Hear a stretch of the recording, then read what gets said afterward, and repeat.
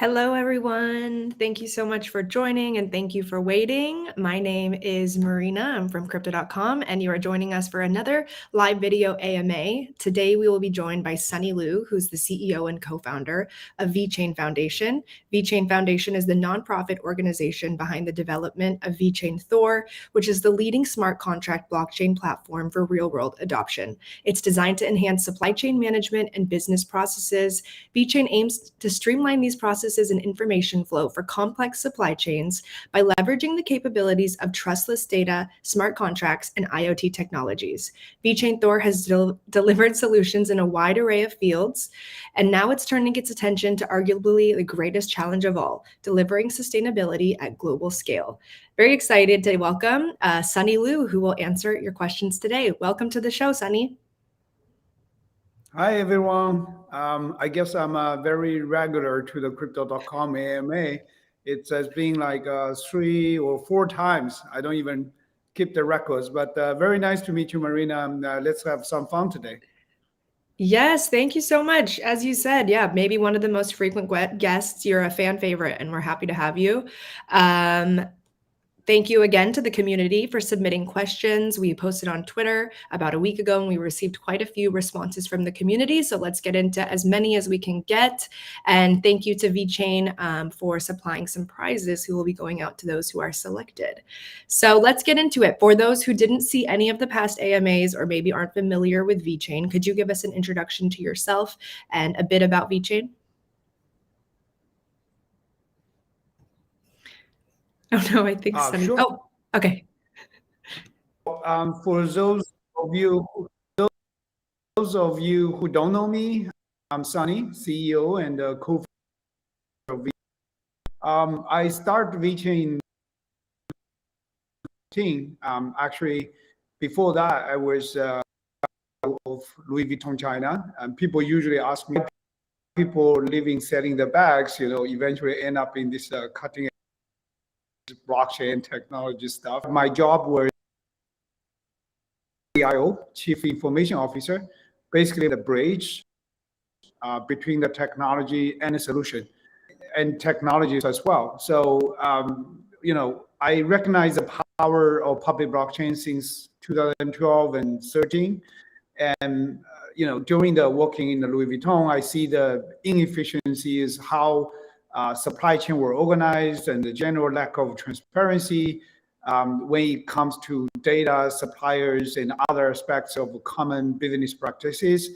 Because the normal business getting to more and more globally collaborative, let's say. And back to 2014 and 15, Ethereum recently being launched. The power of smart contracts really captured me. That's what inspired me to see how could I use this technology to build solutions for the business problems I saw in the world around my daily work. And at that time, Ethereum also lacked some ability to what we need.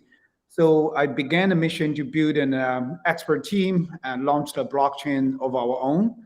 So we start off with a mission of tackling various real business challenges, starting from low-hanging fruits, like with luxury brands. But VeChain has since grown into something far bigger. Lots of developments has been done in the past few years. When you made that jump from Louis Vuitton to Web3, did any of your colleagues ask you what you were thinking, or what was that like when you jumped into Web3? Oh yeah, I mean, many people call me crazy, especially that was in 2015. I spent a whole year from the beginning of 2015 until the November. I remember, like that was my last day in Louis Vuitton. Especially my family, you quit this kind of to through into some nobody even understand what you're talking about. But that was a fun part, looking back for the last, it was quite a journey, really exciting. I bet. All right, let's get into some of these questions here. Okay, can you give us a quick elevator pitch for the project? Sure. Okay, so VeChainThor is a powerful EVM-based smart contract platform, first of all, but specifically to break down barriers to real-world applications or real-world adoptions. Before we launched, actually, we organized many leading enterprises like PwC, DNV, even including Louis Vuitton.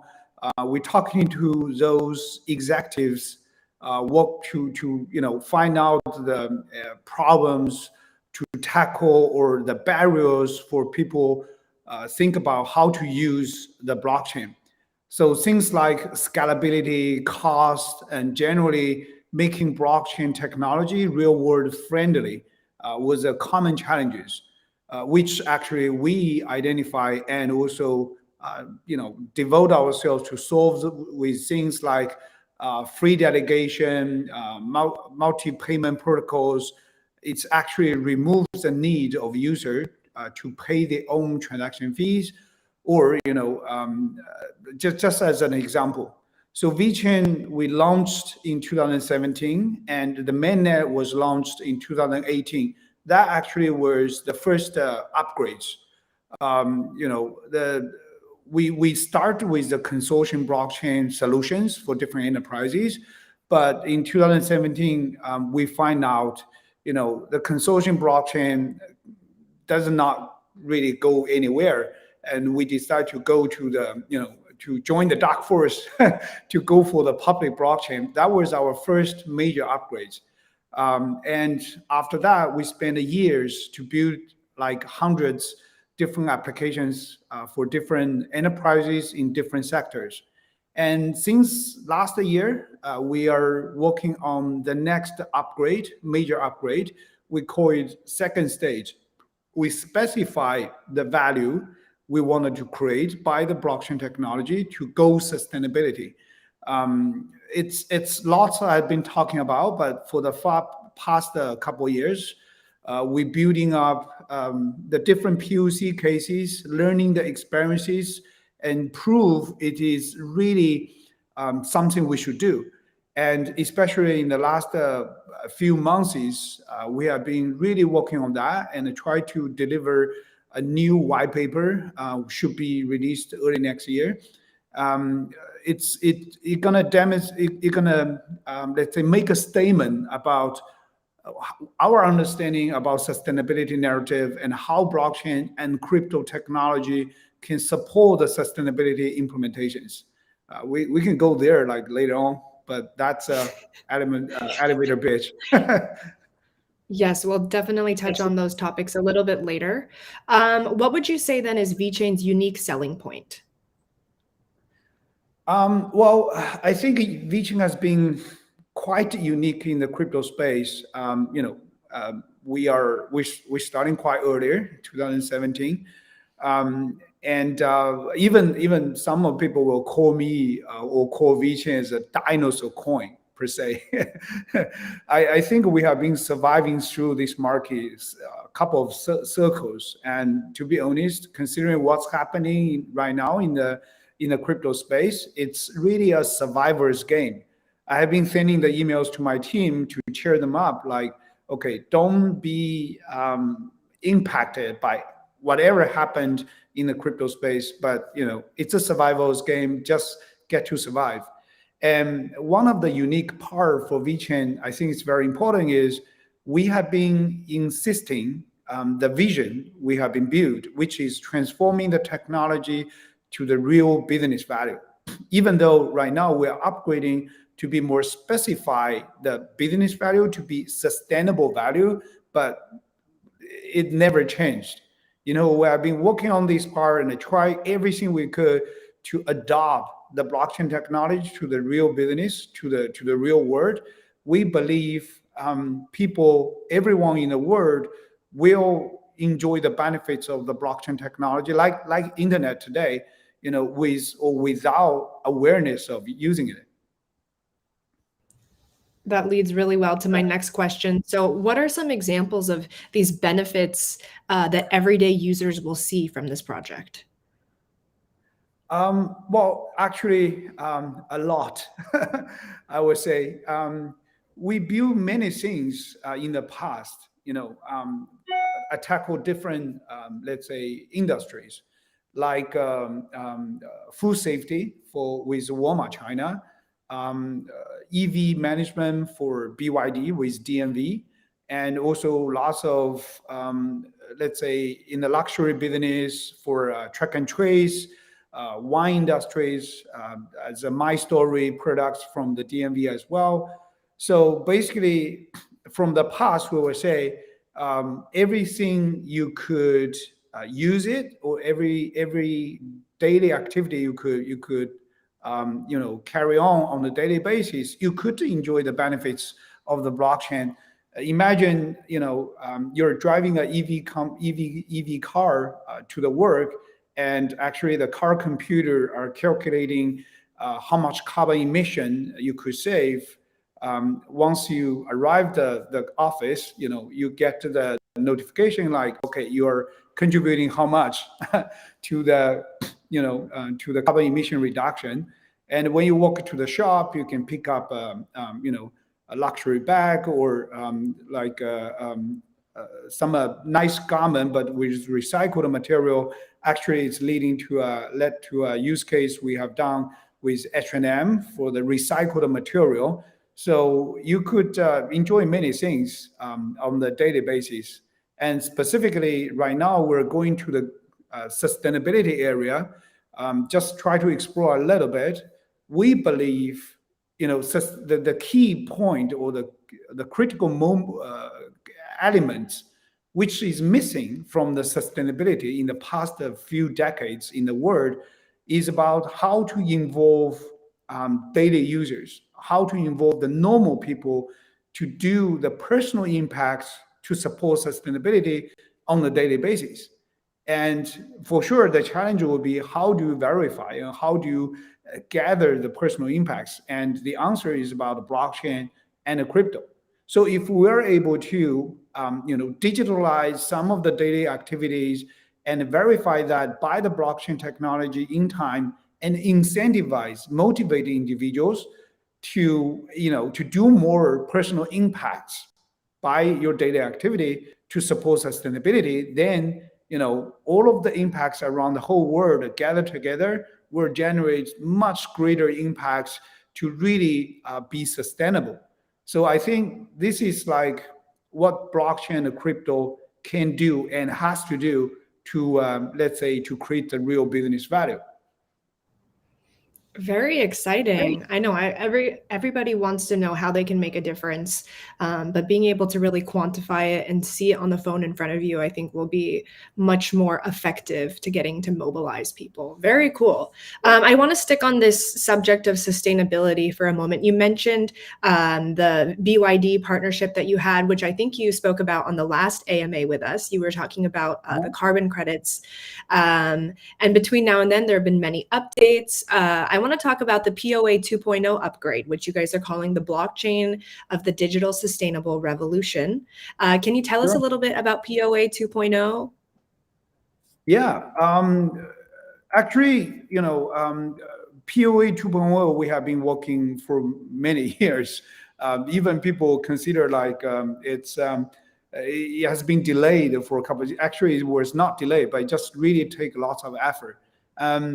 POA is, let's say, POA 2.0 is the fundamental of the blockchain itself as a consensus part. And, guarantee, what is the unique feature we are building from the POA 2.0 is about finality of the block. And guarantee finalization is an additional mechanism that doesn't really affect the current confirmation system of VeChain or consensus mechanism of the VeChain, but the block times remain the same as before. The token transfer can still be confirmed after 12 blocks, for example. But the recent POA 2.0, it really just adds a new layer that ensures the data quality.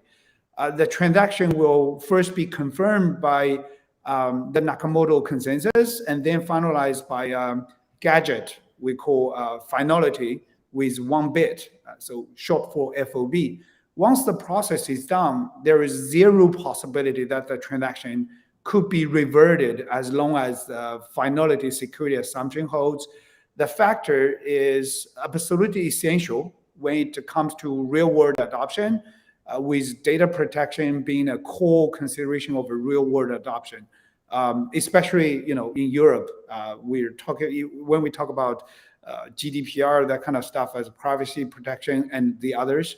So POA 2.0 is very essential, especially to when we are going to the sustainability as our next strategy. It's considered as one of the core infrastructure we have to guarantee, we have to build before we go to much bigger scalability for the sustainability adoptions. Got it. We have a question from a Twitter user here about VeCarbon. VeCarbon was launched recently. Can you share with us how it helps businesses or countries hit carbon neutrality? Yeah.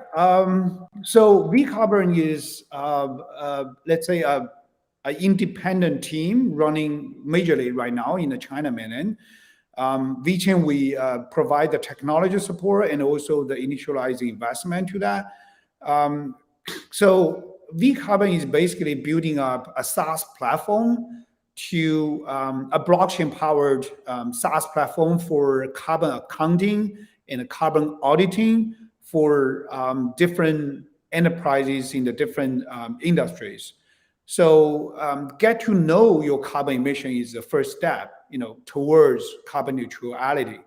Actually, the reason we choose the China as a main market as a starting point is, China has a national policy to support we call due carbon targets like 30-60. By 2030, China wants to reach the carbon emission summit, and 2060, the whole country wants to achieve the carbon neutrality.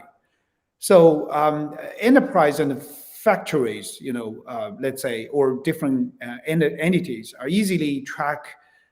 can easily track and manage carbon emission using that kind of SaaS software platform.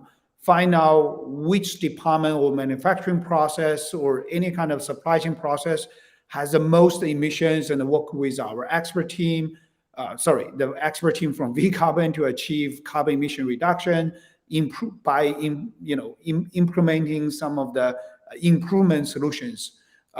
So given a small example, one of the use case we have been working with Schneider, they have smart appliances and in the home. So basically they're doing the similar things, the smart appliances could capture the activity like the daily lights, the heater, air condition, all of the consumptions, and processing, the data, and could be going to this SaaS platform to tell each home or each apartment or each house, like what kind of the new settings or new configurations you could configure based on, you may only stay a couple hours before you go to sleep. You stay most of the time in the office, something like that. And then could really save the energy consumption.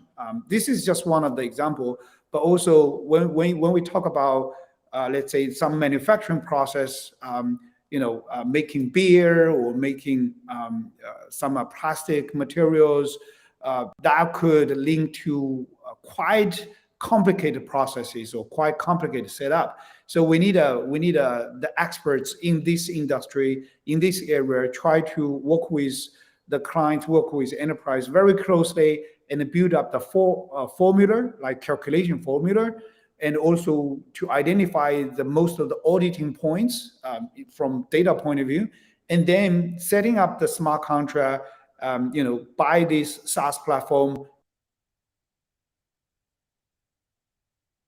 And then after that, there will be automatic needs to be changed, or we have a better, improvements in the entire process. Then you can upgrade it. So it's a gradual process, I would say. And also it's not only for China. We just start, VeCarbon just start from China, but it's going to be a huge global challenge. So we have started with individual factories and some business as well, working on the way up to calculate supply chain emissions, and eventually doing so on the national level. I hope, we have run a variety of POCs, including with well-known global beverage brands. But that I will leave that to the VeCarbon announcement or VeCarbon, events. So yeah, so I'm pretty excited about it. Lots of things to do. Very exciting, and it seems like it touches many industries and different sectors. Can you tell us a little bit about the partnerships that VeChain has, or any new ones that you can maybe hint about? That question is always a really hard one. I would love able to, let's say, discuss the projects and partners we have been working at the moment. But for example, let's say during our recent time in Torino, Italy, for the Ninja ATP finals, we met almost like 200 guests. That's a very good example. I even share with the crypto team as well about the experiences and also the returns. So we try to make this kind of let's say sports sponsorship really meaningful and valuable, and that's what we did. In 8 days, we host like 200 different guests from business, educational institutions like universities, investors, fund managers, enterprises for sure, even governments, but everyone we're talking about same topic is how you think about sustainability and how you think the blockchain and the crypto can support sustainability.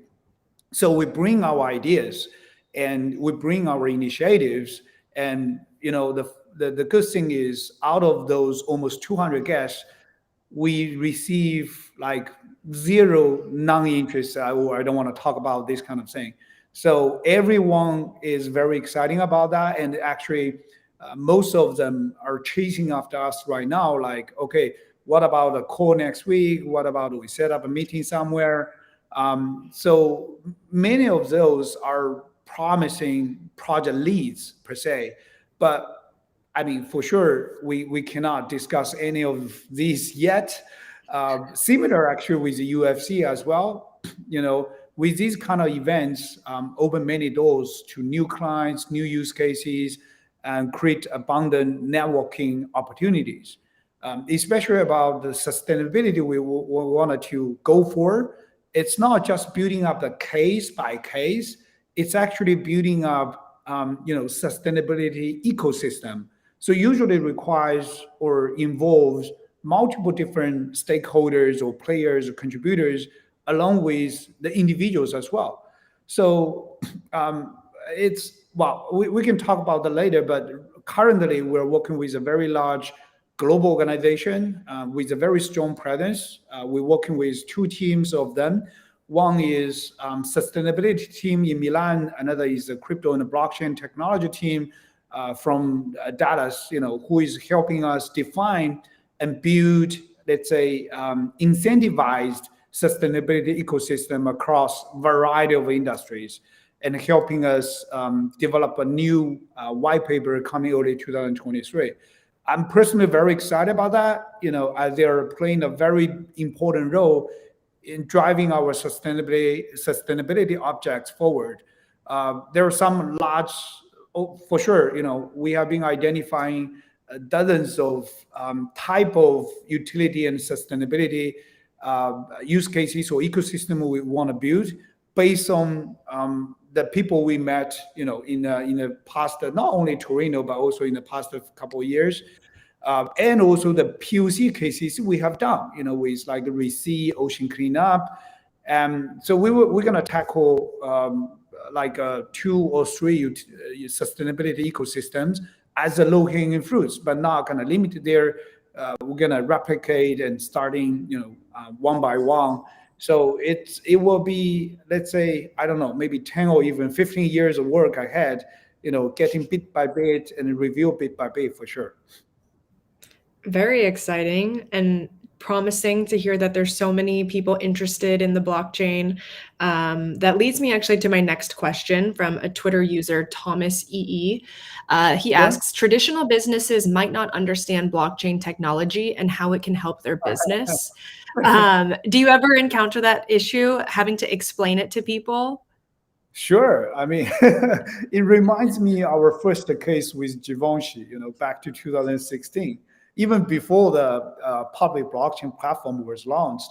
Um, I came from Louis Vuitton as the fashion industry, and I used my personal connections to try to get some low-hanging fruits for sure when we try to build business applications.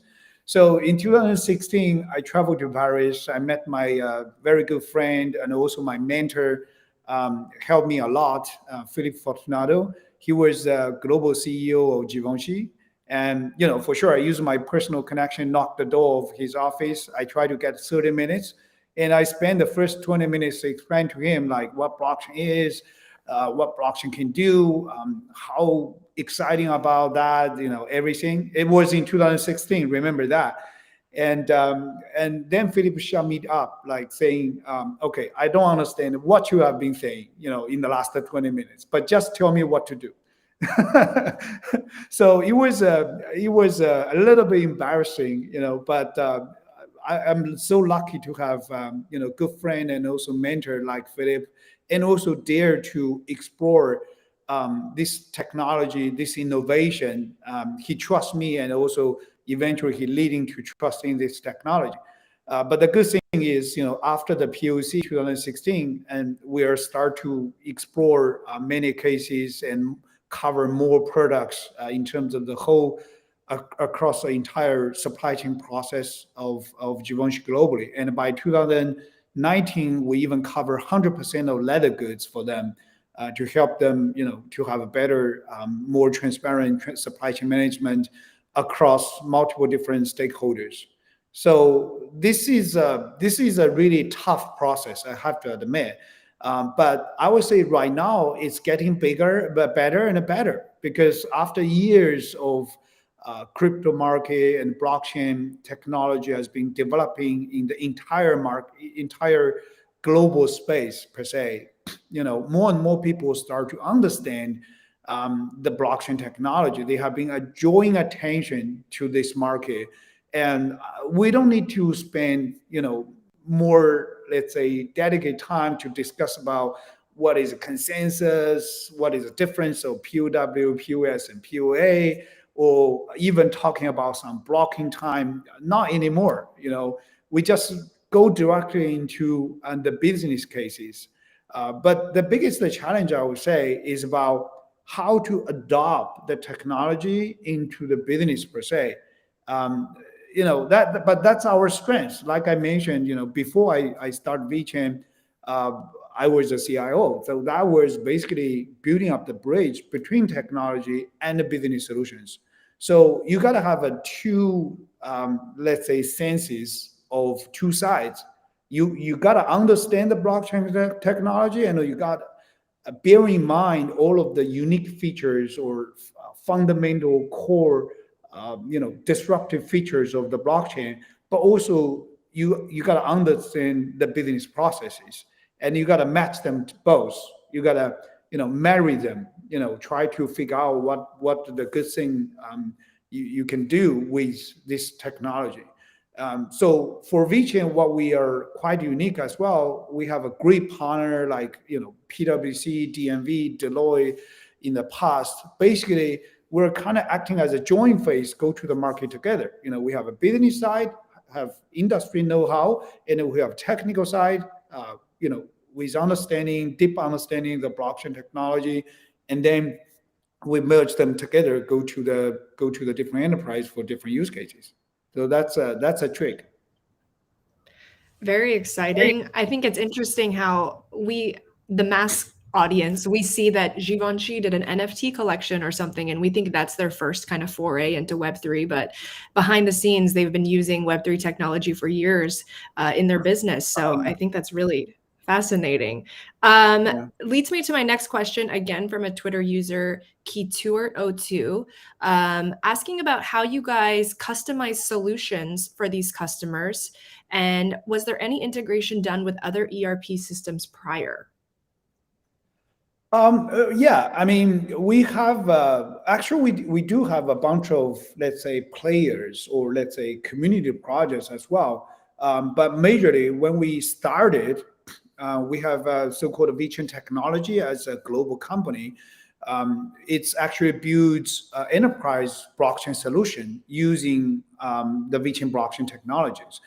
We built a BaaS platform called VeChain 2Chain, which is actually not really stranger to the market. We have been doing this for years, which is a highly customizable based on the user's level of capability and needs. They can customize as they see fit or take a more basic version and track whatever kinds of metrics they need using the proprietary of IoT chips and applications. So that the technology can even be white labeled, let's say, meaning clients can take the software, repackage it with own branding and offer it as part of the ERP.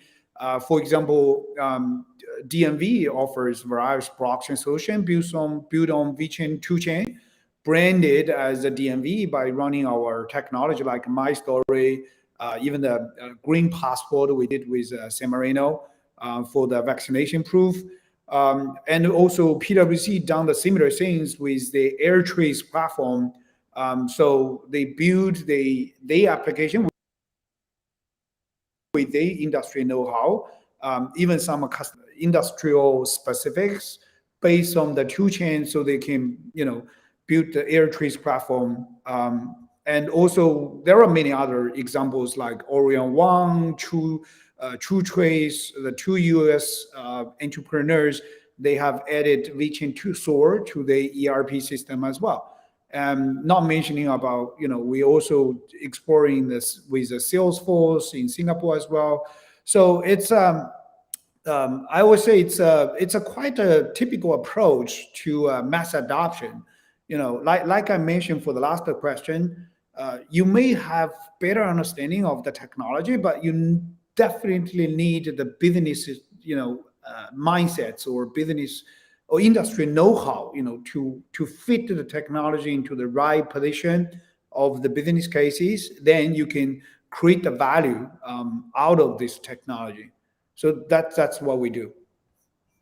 Yeah, sounds good. Moving on, this is a question I had myself as well. Twitter user PandaLuku66. Some enterprises might not want to reveal certain sensitive data on the public blockchain. How is enterprise privacy protected? Okay, so that's a common mistaking, let's say, thinking is the public blockchain equals to public data, but actually it's not the case. Firstly, you can choose only upload a hash of the data of the blockchain for the proof, like proof of existence. It cannot be reversely passed back to the, let's say, original information through the visible thing. So in this way, the client-sensitive data remains public environment, but only can be at the same time can be proved by the validators or by anyone who wants to check or double confirm, its integrity of this data.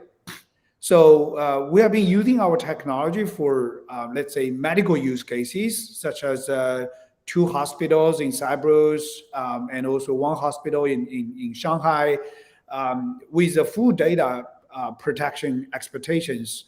So actually, one of the case I just mentioned is about green passport for vaccination for San Marino, which is a total good, perfect example about that.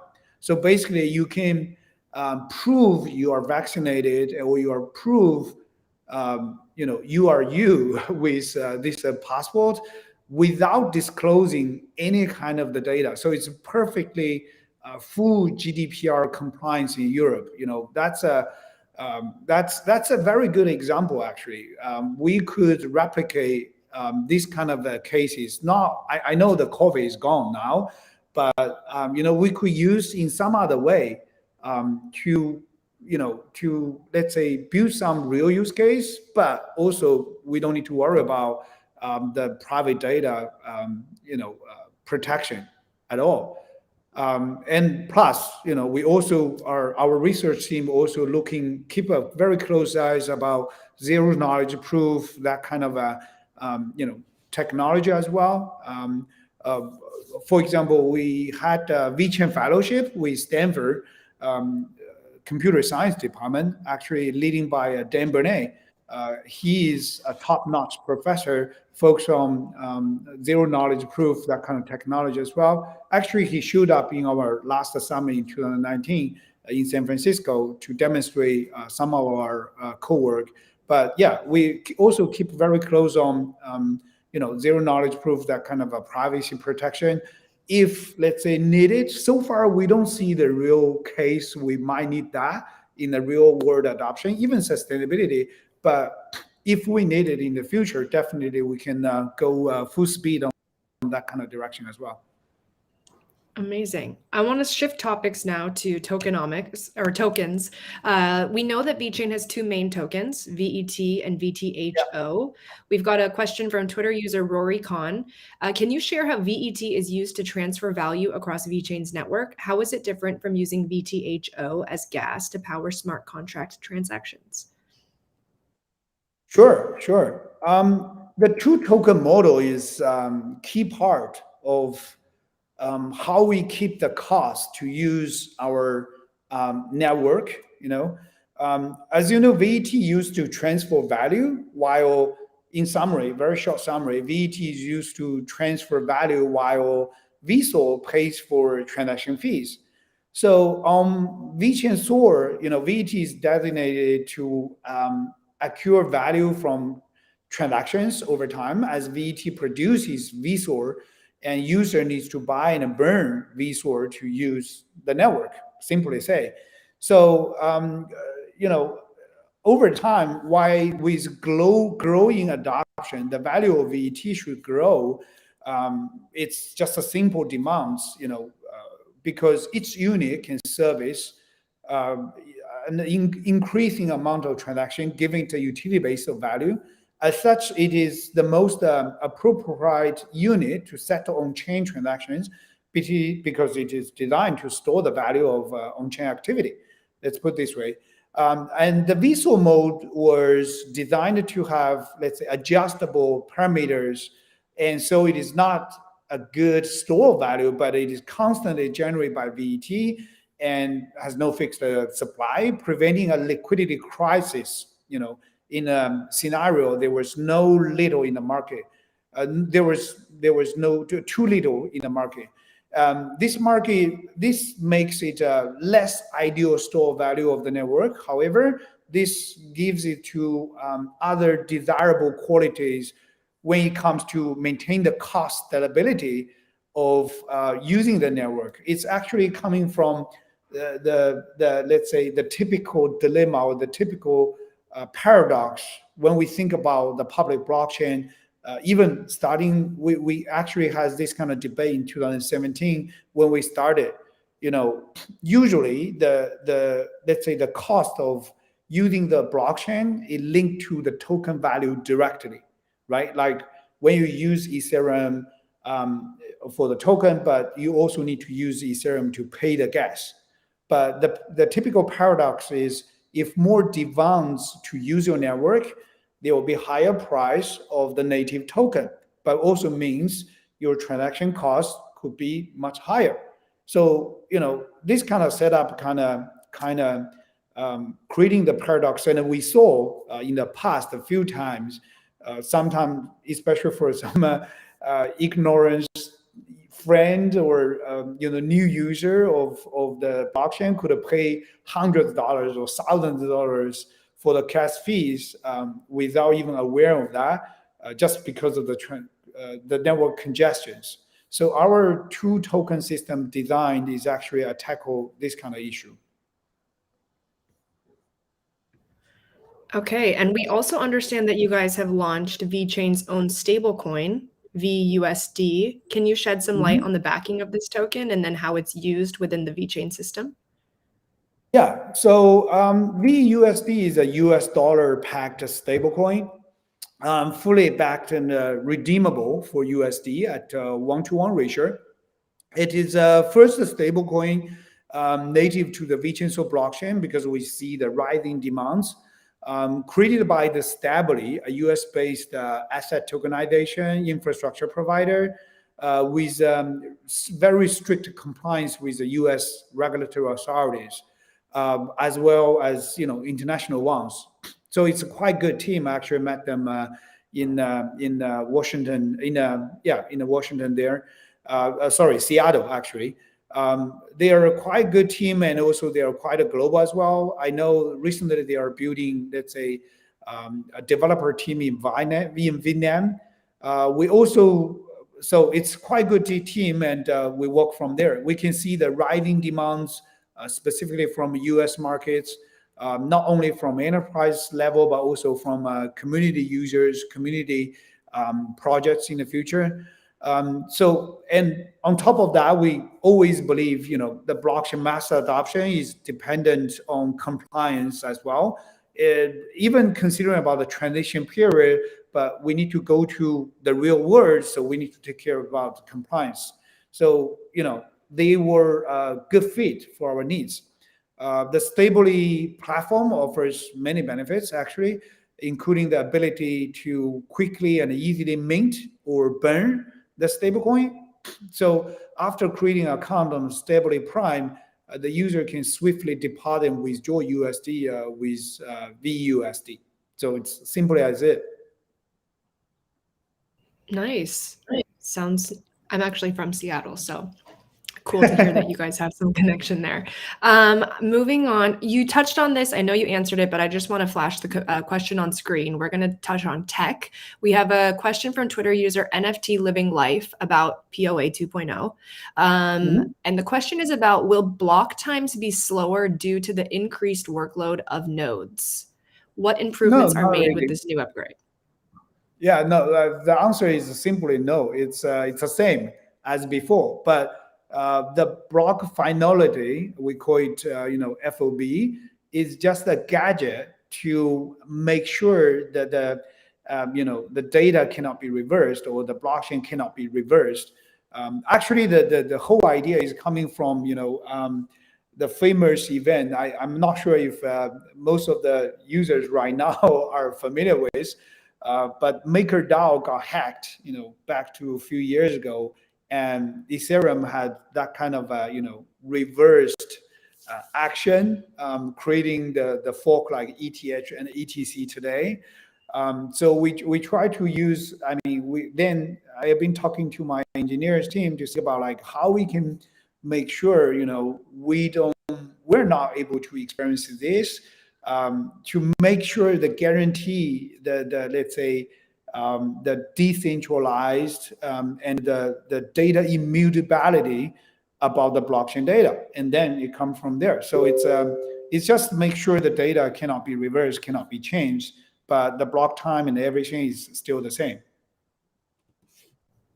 Nice. Yeah, as unfortunate as some of these incidents are, it's a good chance to learn from them and Of course. make sure that your own project doesn't have the same fate. Okay, moving on. Another question from Twitter user at CapCosmos. Currently, VeChain is able to handle 10,000 transactions per second. Does VeChain have plans to increase the TPS, or is it scalable with some upgrades? So far, it's not in the priority. I would say more in the, let's say, research topic, leading by our professor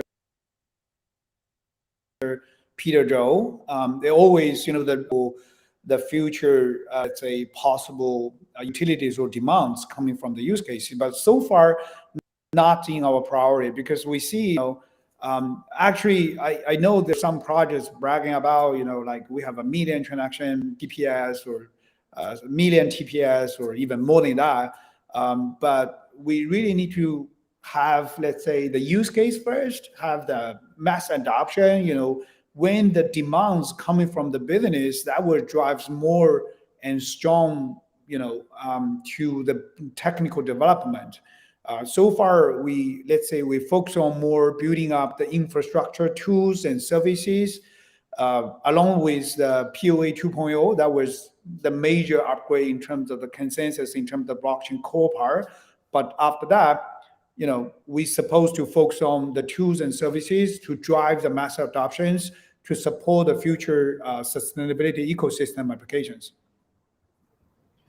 Sounds very rational. Moving on, another question from the community at MaxXCloud. What was the rationale for choosing Solidity as the programming language for developing smart contracts? Will there be support for other languages as well? Well, so actually we start from, everything idea of VeChain starts a conversation with Vitalik back to 2015, I think, 14 or 15. Yeah, 15.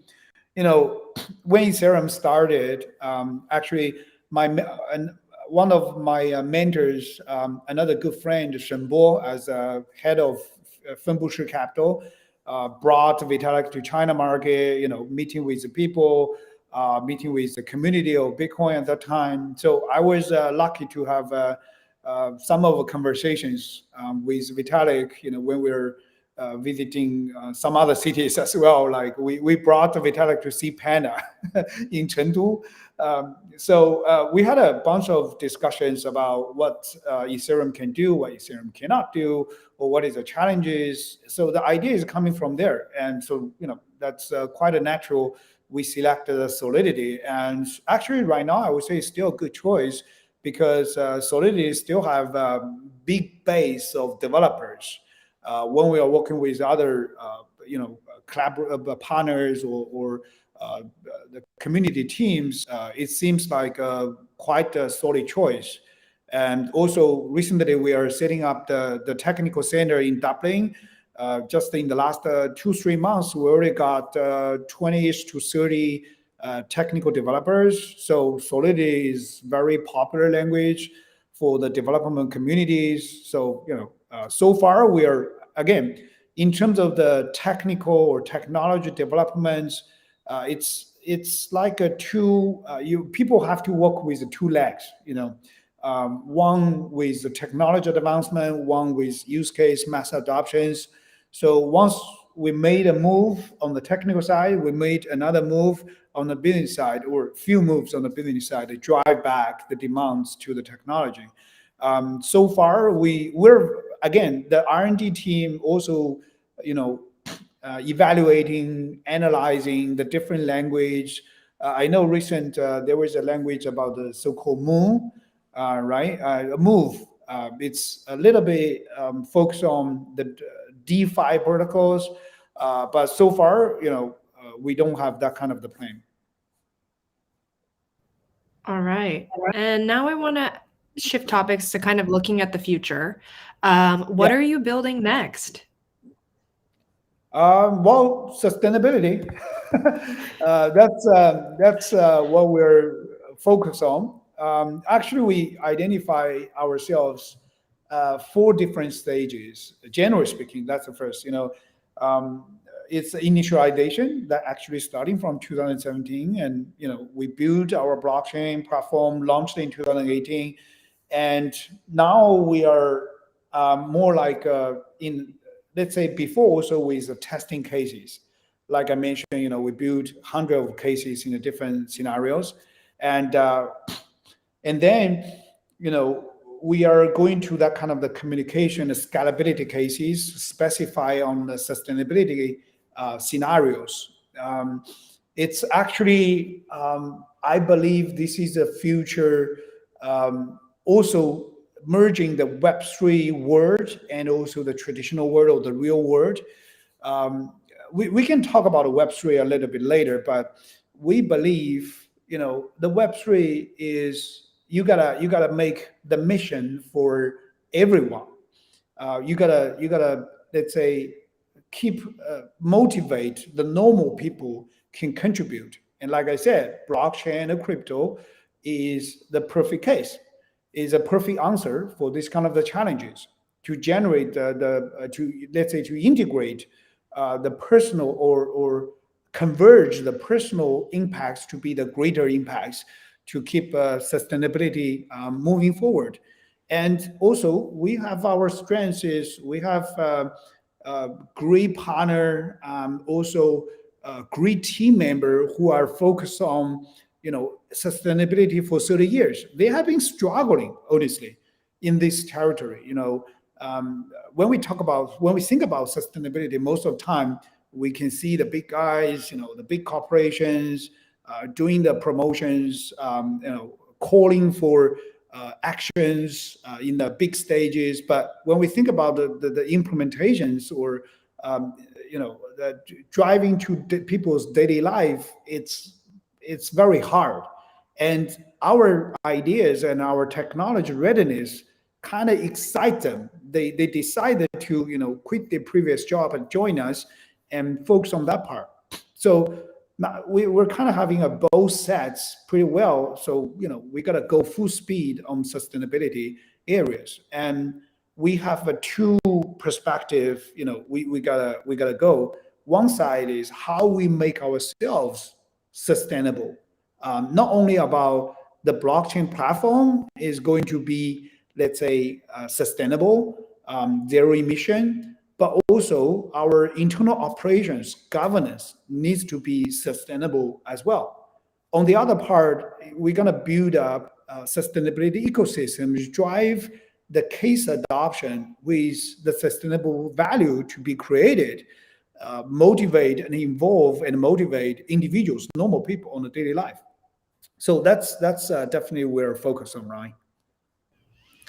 Well, that's very inspiring, and I'm sure a lot of people watching are also inspired.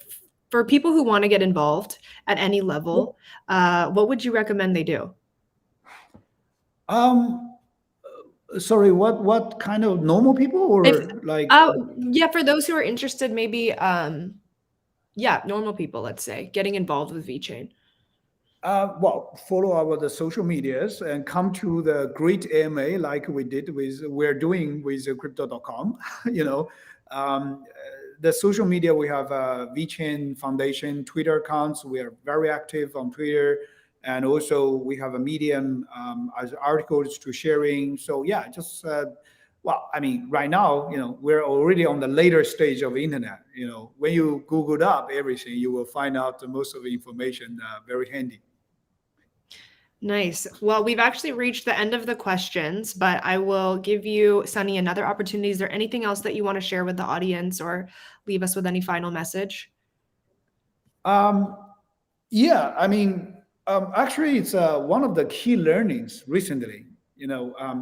Two actually. So I want to share some reflections to people. One is about the Web3. People are talking about the Web3 a lot.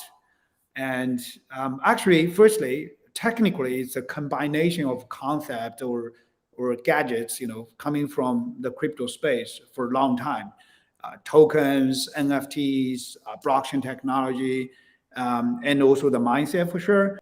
But looking back the history, I would say, it's very interesting to see the Web3 as a new concept. Actually, there is a new fundamental meanings of that, but most of people may not really see it. So let's see, if you think about a Web 1 user, it's more like a first generation of the internet user.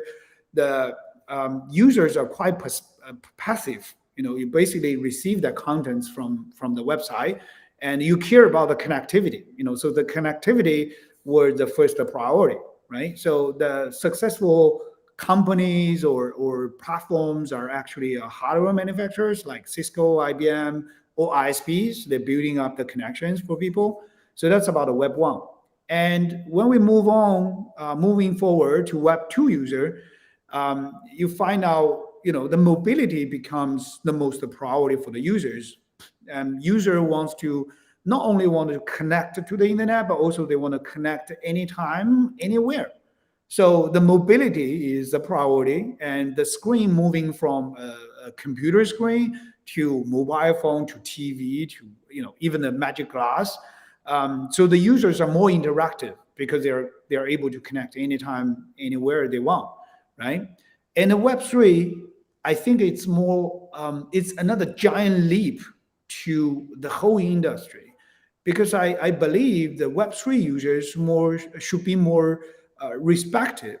So you don't treat your users as a normal user of your platform, but you know, you consider user also as your partner. Whatever you believe, you got to make sure you find the right user to believe as well. So, for example, when we talk about sustainability, this is not only my belief or my team's belief, should be everyone's belief. Everyone should do something to keep our developments more sustainable, not only for yourself but also for your kids, for next generations. So this kind of the consensus or the passion, it should be everyone's job. Everyone is an owner, and everyone is responsible for that. So everyone should fight for that. It's a common goal. So that's about a Web3 user, right? So I would say I'm considering everyone, even including the normal people. Let's say maybe they still worry about, let's say, next meal or next month of rent, whatever. And if we're able to find a way to motivate them, to incentivize them to do the personal impacts, to do the good, they can be the sustainability fighters as well. So we have the answer. Now we are just building up the infrastructure, building up the service, to make it happen. So we're going to launch quite a big communication campaigns, starting from early next year after our new white paper released, and people will see our narrative and could easily just join us. So I would say the Web3 key part is we got to make sure the user as a priority, not to the technology, not to the product or services, but to the user. Whatever you do, consider user as a priority, and then you build up something. You offer the platform, you offer the tools, the services to connect everyone, to enable everyone to do their own work on, fighting on their own goal. I think that's a core part of a Web3 I want to share with everyone. So everyone wants to throw yourself into the Web3 world, better think that way. That's my sharing. Well, thank you so much for that. What a great way to end. I feel very inspired personally. Yeah, so thank you again for everybody watching and for submitting questions. As always, thank you, Sunny, for joining us today. You can find Sunny on Twitter at SunshineLou24. You can follow VeChain at VeChain Official. Head to their website to see all of their other platforms. And make sure to follow Crypto.com to keep updated with the latest news, events, contests, and more. And yeah, you can find us at Crypto.com. And don't forget to subscribe to our YouTube channel as well. I'll see you next time. Thanks for joining.